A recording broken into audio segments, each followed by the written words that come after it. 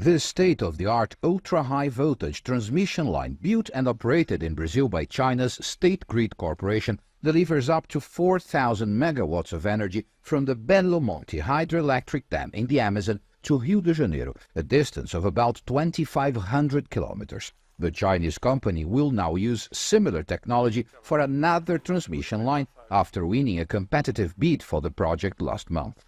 Projeto que a State Grid Brasil estudou. It was a project that State Grid Brazil studied intensely and in depth, because we were prepared to win the auction, as indeed happened.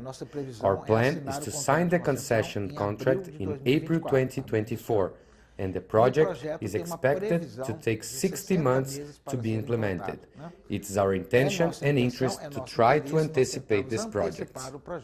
The auction held at São Paulo's stock exchange was the largest tender for transmission lines ever in Brazil. State Grid won the biggest of the 3 batches on offer, committing to invest approximately $4 billion to build 1,500 kilometers of lines from the northeast to the center of the country. Brazil needs to invest heavily in transmission lines to use the electricity generated in its renewable energy projects. This transmission line, which is going to be built by China's State Grid, is a key part of the infrastructure the country needs for this plan.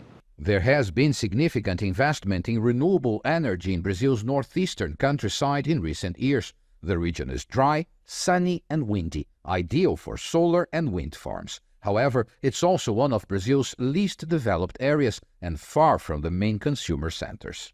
Fazendas de vento localizadas nos estados do Nordeste. There are wind farms located in the states of northeastern Brazil that remain idle precisely because of a lack of transmission capacity.